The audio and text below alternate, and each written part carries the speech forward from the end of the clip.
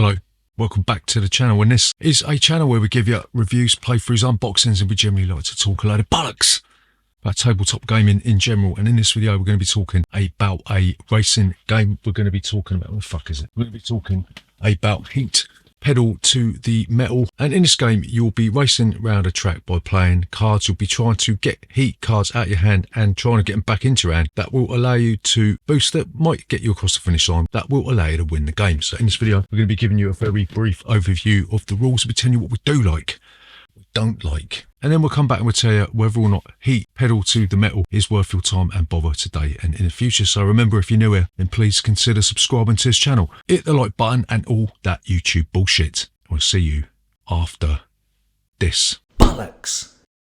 So, Heat Pedal to the Metal. How'd you play this game?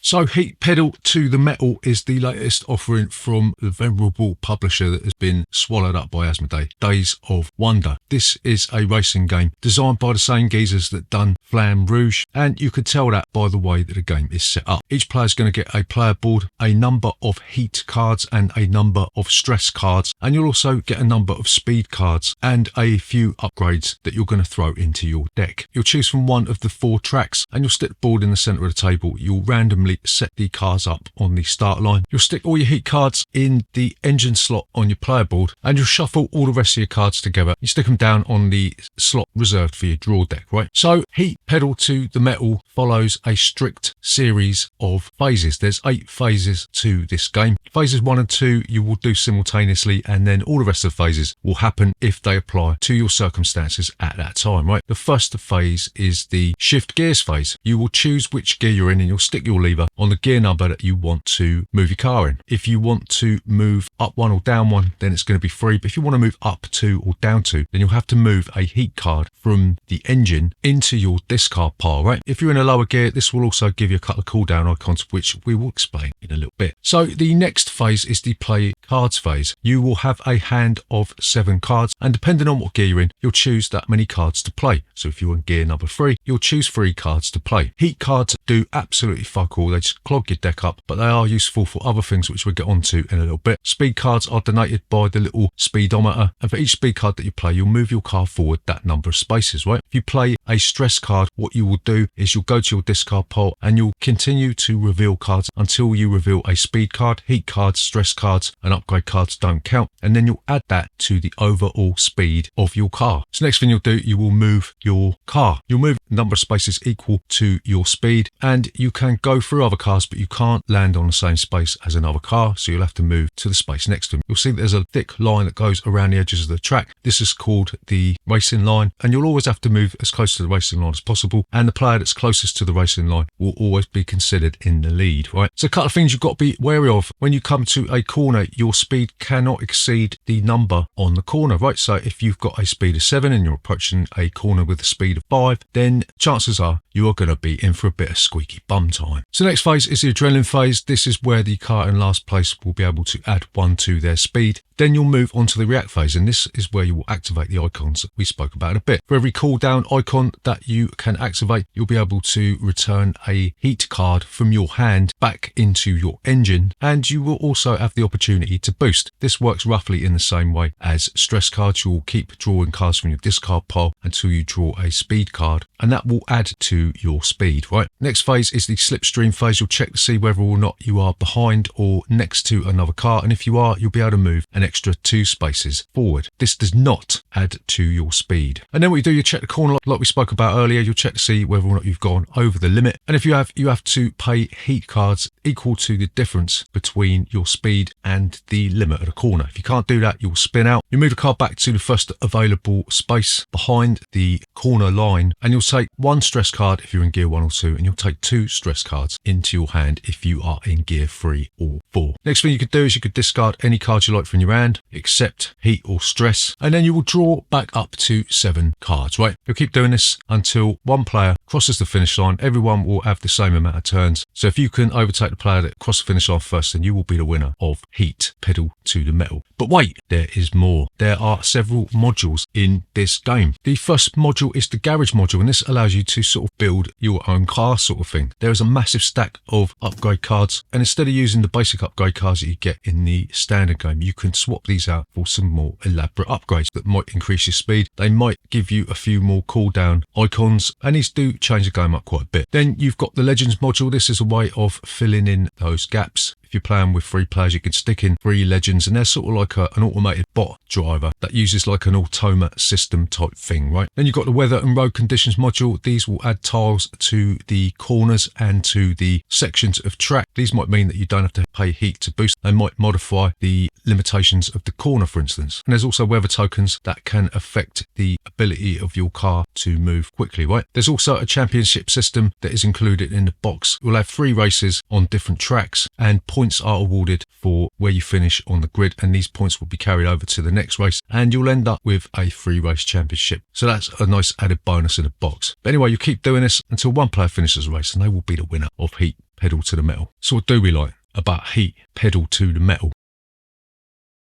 So the first thing that we really like about this game is that the slipstream mechanism is quite a novel catch-up, right? It's not just a case that you're just going to be guaranteed to use the slipstream ability, because you've got to plan for it in advance. You've got to make sure that you've got a second guess where your opponents are going to be. If you don't think you can overtake them, you're going to have to plan to see whether or not you can move behind them, right? I have heard this mechanism being criticised for being a bit too convenient for catch-up. This rewards you for careful planning, right? It's not just a freebie. It's not a handout. You're not going to have an extra help and a porridge stuffed in your begging bowl by doing this, right? It's a reward for your careful planning and your careful use of the shit cards that you have been dealt. So stop moaning, get on with it. So the second thing that we really like about this is the fact that heat cards are both a boon and a bane at the same time. You don't want them in your hand because they clog your hand up. They're a bit like the blood cards in Mage Knight. They do absolutely nothing. And whilst they're not detrimental to your chances of winning while they're in your hand, you want to get rid of them as quickly as possible, because when these cards are in your engine, they give you the opportunity to boost past your players, right? So you want to be cycling these out as quickly as possible. The trouble is, when you do boost, when you use them, they're going to go back into your discard pile and they're going to end up back in your hand really, really quickly, right? So that's a nice choice. Do you keep boosting? Do you keep on moving forward really quickly? Or do you keep the heat cards out of your hand, but you know that these heat cards are going to sneak their way back into your hand, right? So that's a nice little touch, right? So the next thing that we really like about Heat is the modular approach to the way that the game is structured, right? They've given you like a sort of a family type game where you don't have to worry too much about the complexity. You're just going to be burning around the track, not worrying about the weather, not worrying about the road conditions. And once you feel comfortable with that, you can move on and stick some upgrades in there. You can add the legends in if you don't think you've got enough players. And whilst the complexity of these upgrades and all the other modules isn't particularly mind-numbing, this means that the game can be spread across a variety of different player groups. Play this with kids, you could play it with non-gamers, and you can also satisfy the hardcore ravenous gamers with the upgrades, right? So yeah, the fact that this game caters for all ages, all shapes and sizes is a massive plus for us. So what don't we like about Heat Pedal to the Metal?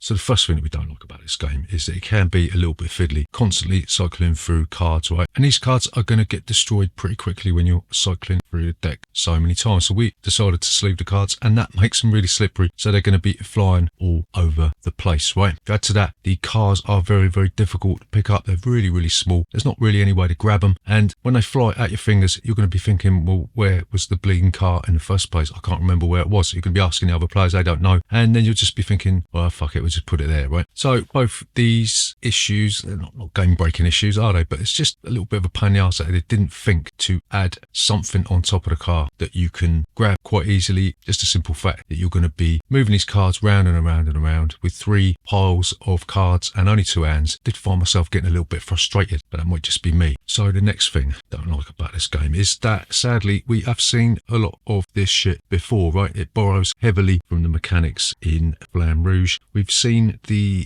thing with the corners, you know, the restrictions on the corners in Formula D, and there's a lot of stuff that's been borrowed from games like Downforce and the original classic racing game Ave Caesar, right? So whilst this game has been sort of peppered with some innovative ideas like the heat cards and some of the upgrade cards, seasoned veterans are going to find themselves treading over a lot of old ground with this one, right? So the final thing we don't like about Heat Pedal to the Metal is the rulebook can be a little bit vague in places. There was a couple of occasions where I was scratching my head thinking, well, what the fuck does that mean, right? One example of this is when you're putting down the road conditions, it tells you that if you draw a non-corner tile, then you move it to the next spot. And it says something about draw enough tiles for each corner, but for some bizarre reason in my head, I thought that if you had to move one of those tiles to one of the sections, then you still had to draw another tile for the corner, right? So it wasn't particularly clear. There's sort of numerous things in the rule book, especially when you're getting into the championship rule book, that aren't immediately clear. You've got to be searching online. You might not get a decent answer. So it's one of them games where you're just going to be sort of throwing things out of the air and just hoping that you've got it right, you know? So to summarise, is Heat Pedal to the Metal worth your time and bother today and in the future?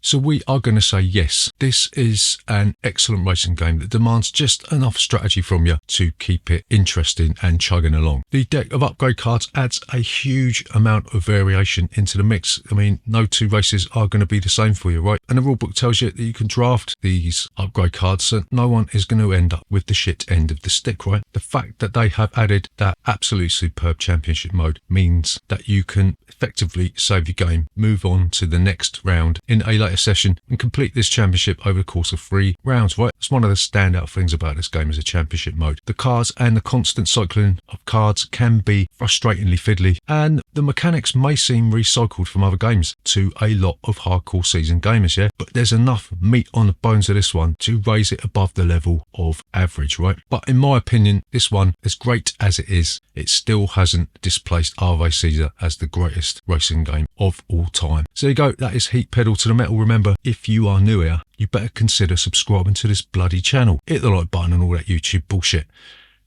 See you next Tuesday.